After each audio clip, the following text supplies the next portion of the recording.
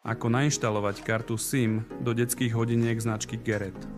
Pred inštaláciou SIM karty sa uistí, že smart hodinky sú nabité a samotná karta spĺňa požiadavky popísané v návode na použitie.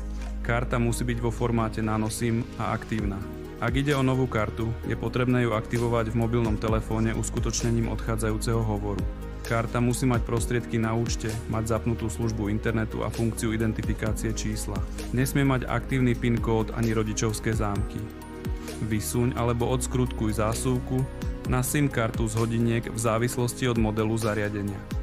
Umiestni SIM kartu do zásuvky, pričom dbaj na jej správne nasadenie podľa návodu na použitie. Potom vlož zásuvku do smart hodiniek. Po montáži zásuvky do zariadenia spusti smart hodinky s tlačením a podržaním tlačidla napájania približne na 5 sekúnd. Po spustení smart hodiniek počkaj približne 1 až 3 minúty, aby sa zariadenie prihlásilo do siete a získalo prístup na internet.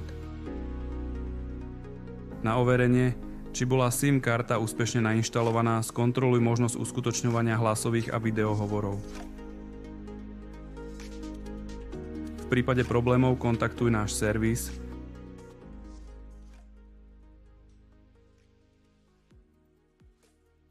Ako zlepšiť presnosť lokalizácie GPS v detských inteligentných hodinkách Garrett? Ak vaše inteligentné hodinky zobrazujú nepresnú polohu alebo neustále ukazujú rovnakú pozíciu, skontrolujte nastavenia v aplikácii pre zlepšenie presnosti. Otvorte nastavenia v aplikácii Garrett. Nájdite funkciu LBS.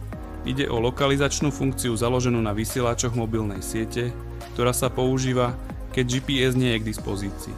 Na zlepšenie presnosti lokalizácie vypnite funkciu LBS. Tým obmedzíte sledovanie polohy iba na GPS signály. Po vypnutí funkcie LBS otestujte lokalizáciu hodiniek. Uistite sa, že sa inteligentné hodinky nachádzajú na otvorenom priestore, kde je GPS signál najpresnejší. Ako zmeniť režim GPS v detských inteligentných hodinkách Garrett? Ak chcete nastaviť režim GPS v hodinkách, prejdite do možnosti Režimy prevádzky v nastaveniach aplikácie. Hodinky ponúkajú 3 režimy GPS. Normálny režim, ktorý poskytuje pravidelné sledovanie polohy.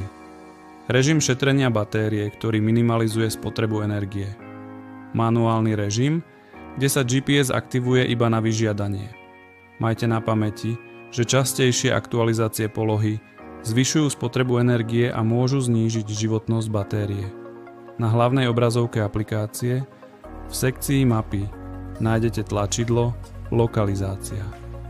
Kliknutím naň hodinky okamžite odošľú svoju aktuálnu polohu, ktorú si môžete zobraziť na mape v reálnom čase.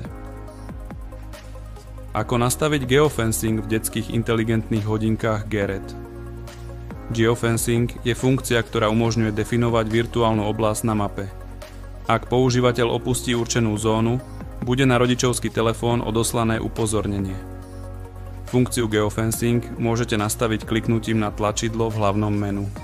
Kliknite na ikonu plus v spodnej časti obrazovky. Označte stred zóny na mape. Zadajte názov oblasti. Nastavte jej polomer. Nakoniec zónu uložte.